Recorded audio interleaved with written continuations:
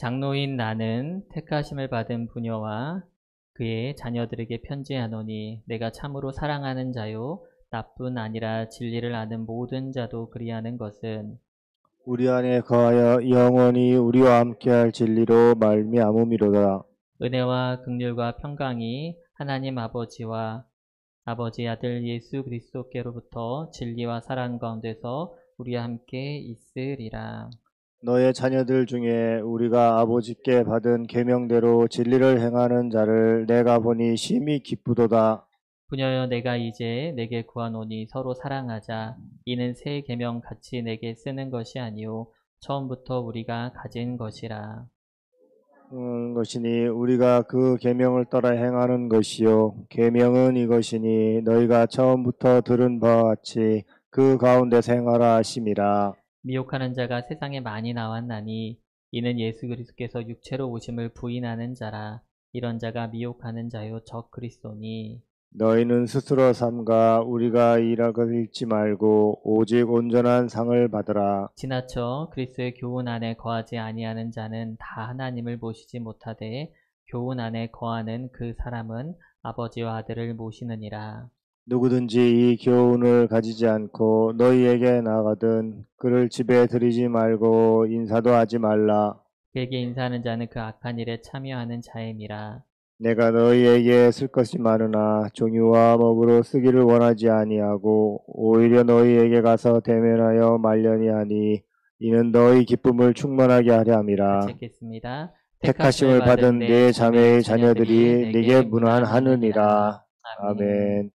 오늘 기도를 지호가 해주었는데 이제 중학교로 처음 들어온 친구들이 이제 기도를 하기 시작했어요. 참 감사하고 저보다 더 굵은 목소리로 은혜롭게 기도하는데 많이 컸구나 생각이 들었습니다. 우리 앞으로도 또 같이 예배를 드리고 또 하나님께 를 세워가는 가운데 우리 귀한 친구들이 동참해 주어서 참 감사하기도 하고 또 우리 어른들이 할목해서 있는 것 같습니다. 참 감사합니다.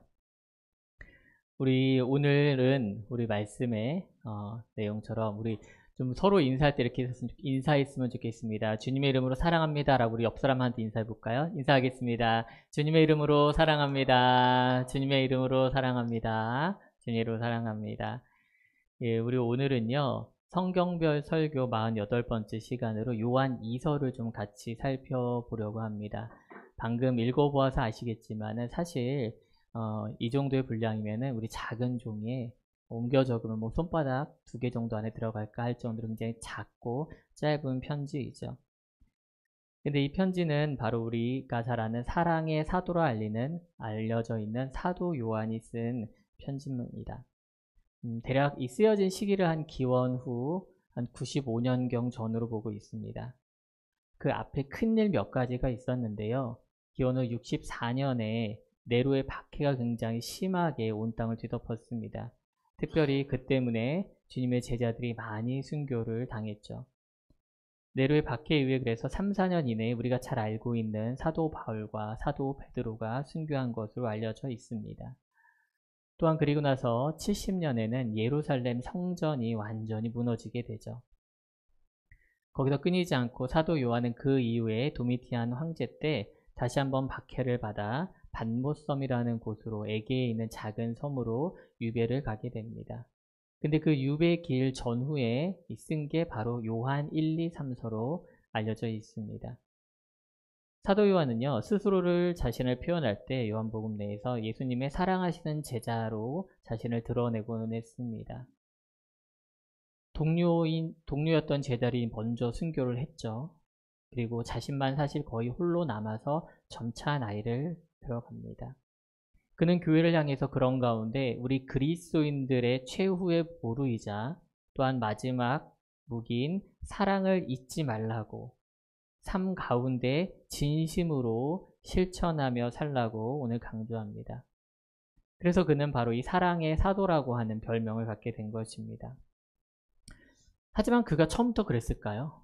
처음부터 그랬을까요? 아닙니다. 사도 요한이 처음부터 그런 사람은 아니었습니다. 사도 요한은 예수님께서 사역을 처음 시작하시던 그때 바로 갈릴리 바닷가에서 베드로와 함께 거의 첫 번째로 부르심을 받은 제자입니다. 그의 형제인 야고보와 요한, 세베대의 아들들인데 이 둘이 같이 예수님의 부르심을 받죠. 그래서 그 이후부터 계속 예수님의 중요한 사역 곳곳마다 그의 이름이 등장을 하는데 베드로와 야고보와 요한은 항상 주님의 핵심 제자 3명으로 일컬음을 받곤 했습니다. 예를 들어 회당장이었던 야이로라는 사람이 자신의 딸이 죽게 되는 것을 보고 예수님을 모셔오려고 합니다. 근데 예수님께서 근데 그 사이에 그 딸이 죽죠. 그래서 예수님께서 슬퍼하시는 사람들 향해서 모두 물러나게 하시고 오직 이 3명의 제자들만 함께 그 자리로 들어가 그 아이를 일으켜 세우십니다. 또한 변화산이라고 하는 산의 이름이 정확하진 않지만 예수님께서 영화롭게 변화하시는 모습을 보여준 그 산에 오를 때에도 다른 제자들은 다 두었지만 이 3명의 제자, 요한을 포함한 이 제자들은 데리고 올라가십니다. 그리고 예수님의 마지막 사역의 장소가 어디였죠, 여러분들? 바로 겟세마네 동산에서 기도하시는 모습 아닙니까? 그때도 예수님과 한 걸음 떨어져 있긴 했지만 같이 끝까지 기도하기 위해서 올라갔던 그 제자 중 한 명이 바로 이 요한이었습니다. 그러나 때로는요, 도리어 이런 일들이 그를 자만하게 만드는 부분도 사실은 있었습니다. 사실은 그뿐 아니라 그의 가족에게도 영향을 미쳤는데요. 요한과 야고보의 어머니가 계셨습니다. 어떤 성경에는 살로메라고 표현을 하고 있는데 예수님께 나와 절을 하며 간구합니다. 그러니까 예수님께서 무엇을 원하느냐라고 이렇게 말씀을 하세요. 그런 예수님의 질문에 그 두 형제의 어머니께서 뭐라고 말하죠? 하나님의 나라에서 한 아들을 주님의 우편에, 한 아들을 주님의 좌편에 좀 앉혀주십시오라고 청탁을 해요. 그만큼 어머니 보기에도 예수님이 열심히 따라다니고 충분히 받을 만한 값어치를 한 자식들이라고 생각은 한 거죠. 하지만 이제 하나님 예수님께서 너희들이 구하는 것이 무엇인지 모른다라고 말씀을 하십니다. 또 한 번은 직접적으로 요한의 성품이 드러나는 행적이 하나 있는데 바로 누가복음 9장에 보면은 예수님께서 사마리아 지역을 지나가게 되세요.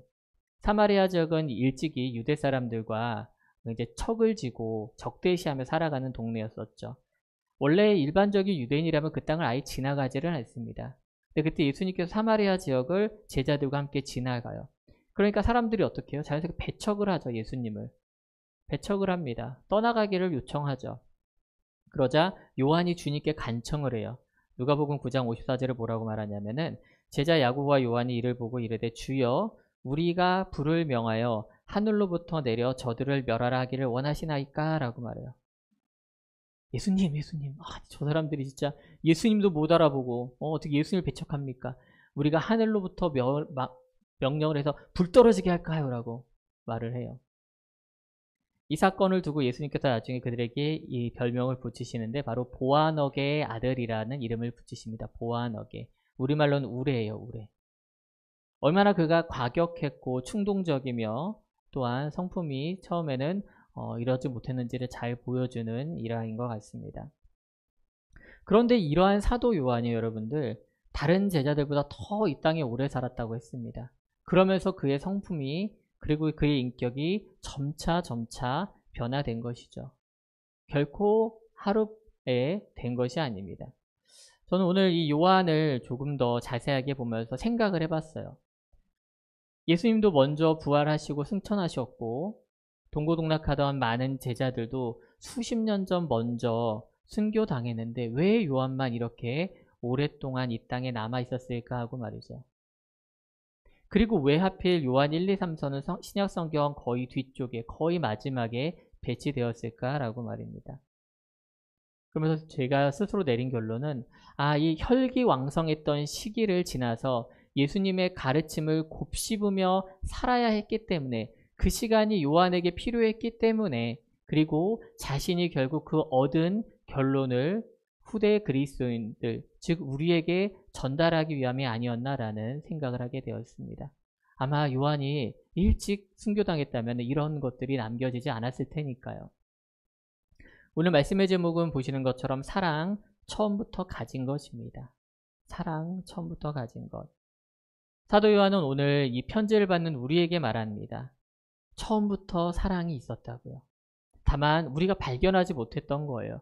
우리가 알아차리지 못했던 것입니다. 우리가 하나님의 사랑이 세상의 사랑과 어떻게 다른지 미처 깨닫지 못했을 뿐이라고. 그래서 사실은 우리 가운데 처음부터 그 사랑이 있었다라고 말해주는 것입니다. 그럼 어떻게 발견해야 될까요? 어떻게 알아질까요? 바로 우리가 진리 안에 거하게 될 때, 예수 그리스도를 만나는 순간 하나님의 사랑을 발견하게 되며 그 사랑이 처음부터 내 속에서 살아 숨쉬고 있었음을 그제서야 우리는 발견하게 된다는 것입니다. 우리는 이 짧은 편지 요한 2서를 두고 몇 가지 교훈을 우리는 분명히 얻을 수 있는 것 같습니다. 제가 요한 2서를 준비하면서 얻은 첫 번째 교훈이 뭐냐면 바로 사랑이 사람을 바꾼다는 겁니다. 사랑이 사람을 바꾼다입니다. 제가 이미 사도 요한의 변화에 대해서 먼저 말씀드린 것이 바로 이 하나님의 사랑이 어떻게 한 사람을 온전하게 바꾸어 나가는지를 알려주기 때문입니다. 사실 방금 우리가 요한의 행적과 또한 심지어 그 어머니의 모습도 보았지만은 다 어떤 면에서 우리는 각자가 다 어떤 면에서는 요한과 같은 면을 가지면서 같은 길을 걸어온 사람이 아닌가 생각을 해봅니다. 예수님을 진정 우리가 만나기 전에 어떻게 살았나요? 각자 자기 혈기대로 자기 정욕대로 살아보겠다라고 이 땅 살면서 자기 방법과 자기 성질 그대로 다 살아봤지 않았습니까? 그게 우리의 모습 아닙니까? 심지어 예수님의 제자로 이제는 살겠다라고 우리가 여기 앉아 있음에도 불구하고 이곳에 함께 있음에도 불구하고 여전히 앞서 그 요한이 보여준 것처럼 때로는 여전히 다듬어지지 않는 제자의 모습을 보이고는 합니다. 우리가 예수님의 제자 된 것을 잘못 이해하면 어떤 일이 벌어지는 거예요? 요한과 같은 모습을 보여주는 거예요. 요한과 같은 모습. 요한이 예수님의 제자로서 그렇게 따라다니고 함께했지만 그의 입에서 사마리아 지역을 향해서 나온 말이 뭐 예수님은 왜 사마리아 지역을 가셨을까요? 그들도 복음을 들어야 하기 때문이에요. 그들도 하나님의 사랑을 알아야 하기 때문이에요. 그래서 예수님께서 일부러 그 사마리아 지역을 가신 건데 그들에게 배척당했다는 이유만으로 자신의 제자의 권리와 어떤 특권을 가졌다라는 것을 오해해서 말하는 것. 그게 바로 요한의 여전히 제자로서의 모습 아니었습니까? 근데 그게 우리 몸에도 있지 않냐는 거예요. 내가 그리스도인이라고 하면서 내가 하나님의 제자고 내가 하나님의 권세를 받은 하나님의 자녀라고 하면서 우리 입술에서 어쩌면은 그것을 가지고 축복해야 될 텐데 사랑해야 될 텐데 우리가 가진 이 권세를 잘못 오해해서 이런 요한의 모습을 혹시 이웃들에게 보이고 있진 않냐는 것입니다.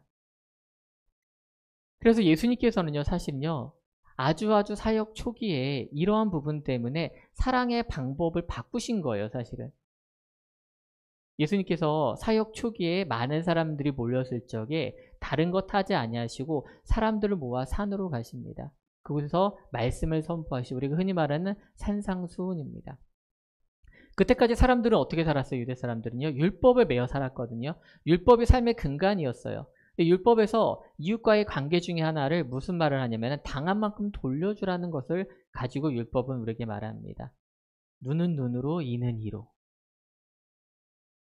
내가 원수에게 받은 피해만큼 돌려주는 것이 사실은 율법의 기본이었지만 예수님은 그렇게 말씀하지 않으세요. 율법을 뒤집으시고 율법을 도로 확장시키십니다. 우리 마태복음을 좀 같이 찾아봤으면 좋겠습니다. 신약성경 가장 앞입니다.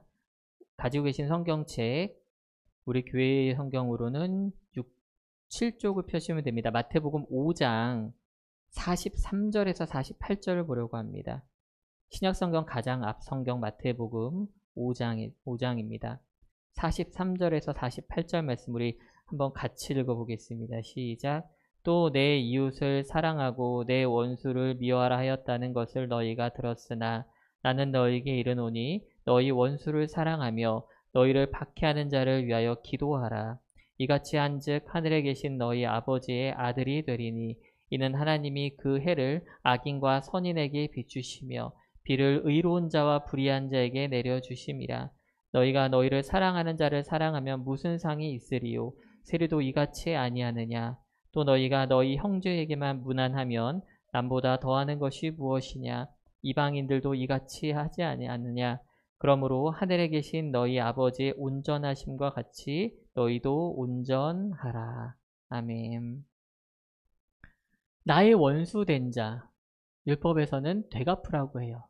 하지만 예수님께서 뭐라 하십니까? 원수도 사랑하라고 합니다. 나를 박해하는 자를 위해서 기도하라고 해요. 그제서야 우리가 하나님의 아들됨이 드러나는 겁니다. 그제서야 우리가 하나님의 사랑이 우리 가운데 있음이 드러나면서 우리가 진정한 제자가 되는 것입니다. 근데 진짜 쉽지 않아요. 진짜 쉽지 않습니다. 마음으로는, 머리로는 아는데 우리 마음에서 그 누군가를 진정으로 사랑하는 것, 그게 우리가 정말 말처럼 쉽지 않습니다. 거기다가 원수를 사랑하라고요? 나를 박해하는 자를 위해서 기도하라고요? 하지만 그것이 예수님께서 우리에게 바라시는 사랑인 줄 알기 원합니다. 우리는 이 방법을 통해서만요, 하나님 아버지의 48절에 나온 것처럼 온전하심을 닮아갈 수 있어요, 여러분들. 다른 방법으로는 사람이 바뀌지 않는다는 겁니다. 하나님의 사랑을 통해서만 내가 바뀌고 또한 내 옆 사람이 바뀌고 마침내 우리 모두가 바뀔 수 있는 줄 믿습니다. 주중에 한 분이 저희 갑자기 이런 질문 하셨어요. 목사님, 혹시 컴패션에 대해서 어떻게 생각하세요? 그래서 저는 또 단체 이름 때문에 말씀하셨나라 생각했어요. 네, 말 그대로 이제 컴패션 영어 단어, 긍휼이란 단어와 그것에 대한 어떤 생각을 가지고 계시냐라고 저한테 물어보더라고요. 저는 물론 세상 사람들은 그 컴패션에 대해서 뭐 좀 사람들을 구제하는 것, 또 마음을 주는 것이라고 생각할지 모르겠는데 우리 그리스도인은 좀 조금 더 한 걸음 더 나아가야 되지 않을까요? 라고 말씀을 드렸습니다. 결국 예수 그리스도께서 이 땅에 긍휼한 마음을 가지고 오셨지 않습니까? 여전히 이 땅에서 울고 있는 자들, 어둠에 있는 자들, 세상에서 구원받지 못한 자들을 향해 예수님께서 긍휼한 마음을 가지고 다가오셨어요. 그래서 우리 가운데 예수님께서도 긍휼한 마음을 품으라고 하시는 거예요. 근데 우리가 진짜 잘못 생각하면 뭐냐면은 우리가 적선이나 내가 봉사로 생각할 수 있다는 거예요. 우리 그리스도인들이 품는 이 긍휼의 마음은 우리가 먼저 긍휼하심을 입었기 때문에 가능한 것입니다. 우리가 도저히 이 세상에서 이 세상 방식으로는 사랑받을 수 없고 구원받을 수 없는 존재임에도 예수 그리스도께서 우리를 위해 십자가에 못 박혀 죽으신 그 사랑을 이해하고 깨닫는 순간 예수가 우리를 바라보신 그 눈빛이 긍휼함이었다는 걸 아는 순간 우리는 우리 이웃들을 향해 그렇게 바라볼 수밖에 없는 거예요. 내가 그들보다 더 잘나서가 아니에요. 내가 먼저 그 긍휼하심을 입은 자이기 때문에 역시 우리도 그 주님의 마음으로 이 땅을 밟아야 한다는 겁니다. 사랑 역시 저는 그렇다라고 생각을 합니다. 우리가 먼저 사랑 입은 자로서 변화되어야 우리가 하나님의 사랑을 말할 때, 행동으로 말할 때 우리 주변 사람들이 변화되고 아 진짜 사랑으로 사람이 바뀌었다라는 것을 우리가 알릴 수 있는 것 아니겠습니까? 이처럼 사랑이 사람을 온전함으로 하나님을 닮아가는 사람으로 바꾸는 줄 믿습니다. 두 번째 우리가 요한이서를 통해 얻을 수 있는 교훈은요. 사랑이 그리스도 안에 있는 증거라는 겁니다. 사랑이 그 자체가 바로 그리스도 안에 있는 증거가 되어줍니다. 우리가 이 짧은 편지를 지금 같이 읽었는데 유난히 반복되는 단어가 하나 있어요. 사랑은 가장 먼저고요. 더 눈에 띄는 단어가 되면 바로 우리입니다. 우리. 여기서 말하는 우리라는 건요. 진리 안에 거하는 자들을 의미합니다. 진리 안에 거하는 자들. 그런데 오늘 성경을 보게 되면은 그 진리 가운데 내가 걸어 들어갔다라고 말하지 않아요. 내가 진리를 발견했다라고 말하지 않아요. 내가 진리를 쟁취했다라고 말하지 않습니다. 방법은 바로 1절에 나와 있습니다. 뭐라고 나옵니까? 장로인 나는 택하심을 받은 이라고 말합니다. 택하심을 받은. 진리를 발견한 게 아니라 우리가 주님 안에 택하심을 받았기 때문에 우리가 진리 안에 거할 수 있는 자들이 되었다는 겁니다. 이 재밌는 게 이 택하심을 의미하는 단어가 여러분들 교회를 의미하는 단어의 어원과 똑같더라고요. 택하심이나 교회나 모두 분리되어 구별되어 택하신 자들, 택함이라는 것을 품고 있는 단어가 됩니다. 그러니까 이거는요. 하나님께서 그냥 아무렇게나 제비 뽑아가지고 뽑은 게 아니라 하나님께서 분명한 의도를 가지고 콕 집어서 여러분 한 명 한 명을 택하셨고 우리 교회를 택하시고 세우셨다라는 겁니다. 우리가 요즘 성경별 설교, 순서 설교를 보고 있는 에베소서 1장 4절을 보면 이렇게 말합니다. 곧 창세전에 그리스도 안에서 우리를 택하사 우리로 사랑 안에서 그 앞에 거룩하고 흠이 없게 하시려고. 언제요? 창세전에. 어디에서요? 그리스도 안에서 뭐 하셨다고요? 우리를 택하셨다는 겁니다. 그리고 우리를 그 사랑 안에서 결국에는 어떻게 만들어 가실 목적입니까? 거룩하고 흠이 없게 하시려는 게 하나님의 목적인 줄 알기 원합니다. 우리를 택하신 것으로 끝나지 않는다는 거예요. 에베소 1장 4절 말씀처럼 우리를 주님 안에 머물게 하시고요. 그로 인해서 우리가 점차 주님과 동행하면서 주님이 뜻하신 바 거룩하고 흠이 없는 자들로 점차 만들어져 간다는 것입니다. 결국 우리 가운데 있는 사랑은요, 여러분들, 하나님의 사랑을 입은 존재로서 거룩하고 흠이 없는 존재, 즉 하나님의 자녀로 만들어져 가는 그것이 증거가 되는 거예요. 우리 가운데 그런 모습이 보일 적에 이 사람이 하나님의 사랑을 입은 자구나, 하나님의 사랑하는 자구나라는 것이 증거로 드러난다는 겁니다. 우리가 그리스도 안에서 그래서 우리가 발견되어지는 존재가 되는 줄 믿습니다. 그것을 두고 오늘 본문 7절 이하에 그리스도 교훈 안에 있는 자와 그 안에서 빼내어 넘어지게 하는 미혹하는 자가 또한 대비되어 나옵니다. 지나서 9절에 보게 되면은 9절에 이렇게 말합니다. 지나쳐 그리스도의 교훈 안에 거하지 아니하는 자는 다 하나님을 모시지 못하되 교훈 안에 거하는 그 사람은 아버지와 아들을 모시느니라. 여기서 지나쳐라고 말이 나왔는데 지나친다는 말은요, 우리가 잘 아는 것처럼 앞서가는 거예요. 좀 깊은 뜻을 보면은 앞으로 끌고 간다는 겁니다. 무슨 의미겠어요, 여러분들? 내 뜻과 내 의지로 막 가는 거예요. 먼저 앞서 나가는 사람을 말합니다. 그러다 보면 어떻게 돼요, 여러분들? 내가 앞서 나가면은 내가 자연스럽게 그리스도의 교훈 안에서 벗어난 자가 돼버리는 겁니다. 내 자리가 하나님의 자리가 아니라 그리스도 교훈에서 벗어난 자리가 되는 거예요. 우리는 이처럼 앞서 나가는 것을 경계해야 됩니다. 앞서 나가는 것. 제가 앞서 사도 요한에 대한 이야기를 했지만요. 베드로 역시 그러지 않았습니까? 다들 예수님의 제자지만 넘어짐이 있었고 약함이 있었어요. 그들이 그럴 때마다 일어나는 게 뭐야? 다 자신의 성질대로 자기들이 다 앞서 나가는 겁니다. 하지만 결국엔 어떻게 했어요? 다 자기 자리로 돌아옵니다. 앞서 나갔다가도 자기 자리로 돌아옴으로써 결국 그리스도의 교훈 안에 거하게 됩니다. 저도 여러 번 그랬던 경험이 있어요. 여전히 그래요. 하나님 말씀을 구하고 뜻을 구하면서 나아간다고 말은 하지만은 여전히 제 속에서 울끈불끈해요. 하나님, 이렇게 해야 되나요? 저렇게 하나요? 제가 이렇게 해도 될까요? 저렇게 할까요? 날마다 갈등이 되고 내가 정말 그리스도의 교훈 안에 제대로 서 있는 사람인가를 돌아볼 수밖에 없습니다. 그게 우리가 판단하기가 어렵죠. 여러분들 그런 갈등 없으세요?